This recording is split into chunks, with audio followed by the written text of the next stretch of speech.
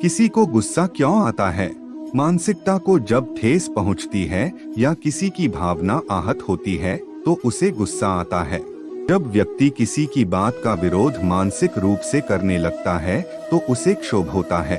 यह हमारे शरीर में रहने वाला ही एक शत्रु है जो हमें ही नुकसान पहुंचाता है। क्रोध विनाश का कारण बन जाता है। क्रोध कभी नहीं करना चाहिए। यह व्यक्ति की मति मार देता है, बुद्धि हर लेता है। इसके वशीभूत होकर लोग अक्सर गलत कदम उठा लेते हैं। इसकी वजह से इंसान सही गलत में अंतर नहीं कर पाता है और वहशीपन पर उतारू हो जाता है। इसके प्रभाव में आदमी अपनापन, स्नेह, लगाव, प्रेम, आत्मीयता तो छोड़िए अपना अस्तित्व तक भूल जाता है। क्रोध की अवस्था में किसी व्यक्ति और खूंखार जानवर में कोई फर्क नहीं रह जाता है। इंसान का रोष उसके लिए कई बार अभिशाप के रूप में भी सामने आता है।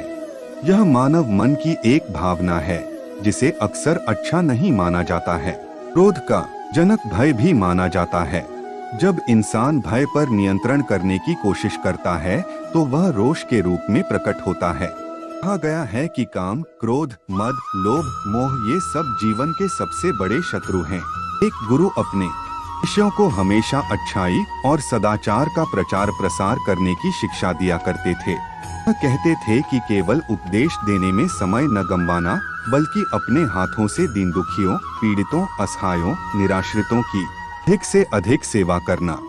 के यहाँ जाकर प्रेम पूर्वक सहायता मांगने पर अगर वह आपके साथ अमर्यादित आचरण करे तब भी उस पर क्षोभ मत करना। वह जानते थे कि धन संपत्ति संग्रह करने की प्रवृत्ति भय, कलह पैदा की है। इसलिए वह अपने शिष्यों को समझाते कि अपने पास अपनी जरूरत भर की ही चीजें रखना, का संग्रह मत करना। भिक्षा में जो भोजन मिल जाए उसी से संतुष्ट रहना। उन्होंने यह भी कहा कि लोग तुम्हारा विरोध करेंगे, उत्पीड़न भी करेंगे, लेकिन बहुत सावधानी पूर्वक शांति और धैर्य बनाए रखना। मानकर चलना कि वे शरीर को नुकसान पहुंचा सकते हैं, आत्मा को नहीं। कारण बताते थे आत्मा तो अमर, अजर और अविनाशी है। वह समझाते थे सत्य, अहिंसा पर अटल रहने वाले को कोई नहीं मार सकता।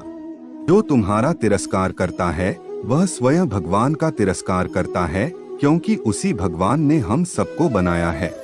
गुस्से की हालत में व्यक्ति खुद का भी नहीं रहता, वह अर्थहीन बातें करने लगता है। शास्त्रों में इसे मनुष्य का सबसे बड़ा शत्रु माना गया है। ऐसे में व्यक्ति अपना आपा खोकर कुछ भी कर बैठता है। रोष और आंधी को एक समान बताया गया है।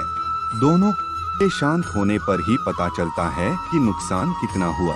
भगवान श्री कृष्ण ने कहा है कि क्रोध सभी विपत्तियों का मूल कारण है। यह सांसारिक बंधन का कारण है, धर्म का नाश करने वाला है। इससे भ्रम पैदा होता है और बुद्धि खराब होती है। भगवान श्री कृष्ण ने श्रीमद् भगवद गीता में क्रोध को नरक का द्वार बताया है। श्री कृष्ण ने कहा है कि जो मनुष्य बात बात पर क्रोधित हो उठते हैं वो जीवन में कभी तरक्की नहीं करते हैं और जीवन में हमेशा दुखी रहते हैं।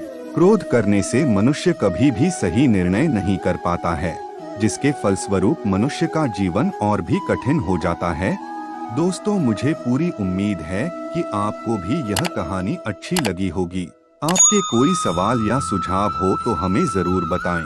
आपका बहुमूल्य समय देने के लिए दिल से आपका शुक्रिया।